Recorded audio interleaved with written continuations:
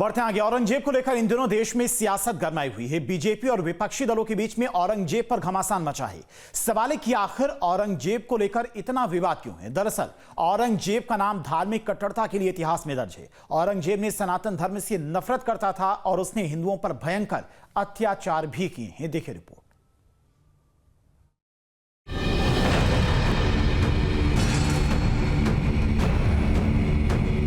औरंगजेब शब्द का मतलब है राज सिंहासन की शोभा। एक ऐसा शासक जो सिंहासन पर बैठकर न्याय से सत्ता चलाए। मगर मुगलिया सल्तनत के तख्त पर एक ऐसा शासक बैठा जिसने इस शब्द का मतलब ही बदल डाला और औरंगजेब के नए मायने हुए हिंदुत्व का दुश्मन, सनातन का विरोधी, मुगलिया इतिहास का क्रूर शासक।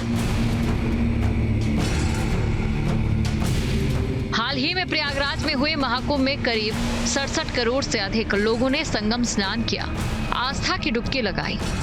लेकिन करीब 3 सदी पहले औरंगजेब ने प्रयागराज में स्नान करने के लिए हर हिंदू पर लगभग 6.25 रुपए का टैक्स लगाया था, जो कि आज के समय के हिसाब से हजारों रुपए के बराबर बैठेगा। औरंगजेब ने 31 जुलाई 1658 को मुगल साम्राज्य की बागडोर संभाली और 3 मार्च 1707 को उसकी मौत हुई। 318 वर्ष बीत चुके हैं। वक्त के दरिया से न जाने कितना पानी बह चुका है, लेकिन आज औरंगजेब सनातन के शत्रु का सबसे बड़ा पर्याय बना है। औरंगजेब के दिल में हिंदुओं के लिए नफरत की आग जलती थी और इस आग में हजारों बेकसूर हिंदुओं की जिंदगी खाक भी हो गई। इतिहास के मुताबिक औरंगजेब ने 49 साल तक हुकूमत की। उन दिनों एक अनुमान के मुताबिक मुगलिया सल्तनत की जनसंख्या 15 करोड़ थी। माना जाता है कि इसमें 75 से 80% हिंदू आबादी थी, लेकिन औरंगजेब हिंदुओं को काफिर कहता था, उन पर बेइंतहा जुल्म ढाता था। औरंगजेब के अंदर धार्मिक कट्टरता कूट कूट कर भरी थी। सनातन की पावन भूमि भारतवर्ष को औरंगजेब इस्लामिक मुल्क बनाना चाहता था। इसके लिए उसने हर मुमकिन कोशिश की। जजिया कर जो है वो नॉन मुस्लिम्स पे उसने इम्पोज किया था और ये बड़ा जो है आप देखिए कि कारण बना बाद में मुगल सल्तनत के पतन का कारण ही बना कि जिस कर को जो धर्म यात्राओं पे जो कर अकबर ने हटाया था उसको भी उसने रीइम्पोज किया, जजिया को भी दोबारा से लगाया और जनता के बीच में इस प्रकार के टैक्सेस का बर्डन बढ़ गया था। दरअसल इस टैक्स के जरिए औरंगजेब हिंदू जनता को यह एहसास करवाना चाहता था कि वो कमतर हैं, हीन हैं। इतिहासकारों के मुताबिक हिंदुओं को जजिया कर चुकाने के लिए नंगे पैर औरंगजेब के अफसरों के पास जाना पड़ता था। इस टैक्स से औरंगजेब के दरबार में शामिल हिंदुओं को भी राहत नहीं थी। अगर कोई गरीब हिंदू जजिया कर नहीं चुका पाता था तो उसे इस्लाम कबूल करने के लिए मजबूर किया जाता। औरंगजेब की धार्मिक कट्टरता के जहर से खुद उसका परिवार भी नहीं बचा। औरंगजेब के बड़े भाई थे दारा शिको। उनका स्वभाव औरंगजेब से बिल्कुल विपरीत था। वो संस्कृत के विद्वान थे। उन्होंने 52 उपनिषदों और भगवत गीता का संस्कृत से फारसी में अनुवाद किया। लेकिन औरंगजेब सनातन प्रेमी दारा शिको से हद दर्जे की नफरत करता था। उसने दारा शिको को विधर्मी घोषित कर उनकी हत्या करवा दी। इतना ही नहीं, औरंगजेब की क्रूरता की सीमा का अंदाजा आप इस बात से लगा सकते हैं कि उसने दारा शिको के कटे हुए सिर को दिल्ली में घुमाया था। उसके काल में मनसबदारी बड़ी राजपूत राजा भी थे, लेकिन जहां जैसी जरूरत पड़ी वहां पे उसने लोगों की हत्याएं करवाने में कोई गुरेज नहीं था। औरंगजेब की हुकूमत में हिंदुओं को सल्तनत की कोई भी बड़ी नौकरी नहीं मिलती।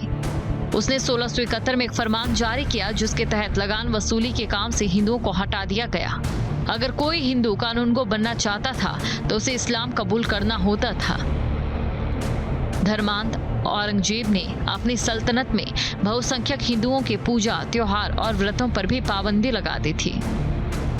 जो भी न सिर्फ हिंदू, मतलब मैं यहाँ इस सवाल को इस तरीके से देखता हूँ कि औरंगजेब के शासन के लिए, उसकी राजनीति के लिए और उसके करियर के लिए जो कोई भी खतरा था उसने सबको रास्ते से हटाया।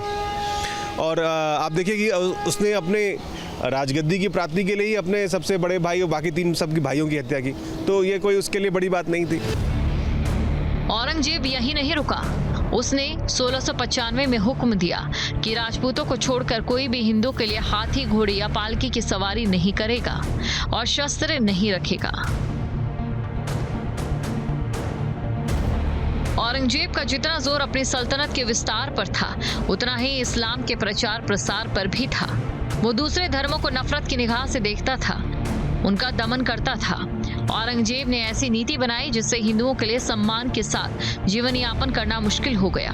औरंगजेब हिंदुओं और सिखों का दमन करने के लिए साम, दाम, दंड, भेद हर रास्ता अपनाता था। औरंगजेब की हुकूमत में अगर दो गैर मुस्लिम लोगों के बीच मुकदमा होता था तो धर्म परिवर्तन कर मुसलमान बनने वाले के पक्ष में फैसला दिया जाता था। अगर कोई हिंदू इस्लाम कबूल कर लेता था तो औरंगजेब उसे हाथी पर बिठाकर शहर में घुमाता था। जब तक वो जीवित रहा तब तक उसका एक ही कार्यक्रम था कि किस प्रकार से हिंदुओं से जुड़ी सभी आस्था के जो स्थान थे, खास करके जो धार्मिक स्थल थे, मंदिर थे, उनको गिराने का। आप देखिए 1669 में वो फरमान जारी करता है काशी विश्वनाथ के, जिसको विश्वेश्वर महादेव कहते हैं, उसको गिराने का फरमान जारी करता है। मथुरा में वहाँ पे मंदिर गिराई जाती है जो भगवान श्री कृष्ण की जन्मभूमि थी, और उसी जगह पे शाही ईदगाह का निर्माण किया जाता है। आप कह सकते हैं कि ना एक विजन और मिशन में था कि टेम्पल डिमोलिशन। जो हिंदू औरंगजेब के तमाम प्रलोभन और दबाव में आकर अपना धर्म नहीं बदलते थे, उन पर अत्याचार किए जाते थे। ऐसा नहीं है कि औरंगजेब के दरबार में हिंदू नहीं थे। उसने अपने साम्राज्य के विस्तार के लिए कुछ हिंदू शासकों से संधियां भी की थी। औरंगजेब को जहां लगा कि हिंदू राजाओं के साथ हाथ मिलाकर रणनीतिक फायदा उठाया जा सकता है, वहां उसने खेल भी किया, लेकिन वो कूटनीति में भी धार्मिक कट्टरता से बाज नहीं आता था। जब संभाजी का उदय हुआ तो संभाजी ने भी शिवाजी के रास्ते पर चलते हुए मराठा साम्राज्य को ताकत दिया। उसको लगता था कि शिवाजी के खत्म होने के बाद मराठा साम्राज्य का पतन हो जाएगा, लेकिन मराठे और ताकतवर होते चले गए। ऐसे में धोखे से उसने शिवाजी के बाद संभाजी को गिरफ्तार किया और गिरफ्तार करके उसको इस्लाम ग्रहण करने के लिए कहा। तो संभाजी ने बहुत ही बहादुरी के साथ उत्तर दिया कि मैं वीर मराठा शिवाजी का पुत्र हूँ, इसलिए हिंदुत्व की रक्षा करना मेरा काम है। संभाजी नहीं माने। मुगल साम्राज्य के संभाजी को जो कील ठोकी गई थी, वो मुगल साम्राज्य के ताबूत में कील ठोकी। औरंगजेब ने मूर्ति पूजा को बंद करवाने की कोशिश की। उसके आदेश पर पूरे भारत में सैकड़ों मंदिरों का विध्वंस किया गया। वाराणसी से लेकर मथुरा और जयपुर तक कई प्रसिद्ध मंदिर उसके निशाने पर आए। हिंदू धर्म और संस्कृति से औरंगजेब की नफरत की निशानियां आज भी समय के शिलालेख पर दर्ज हैं।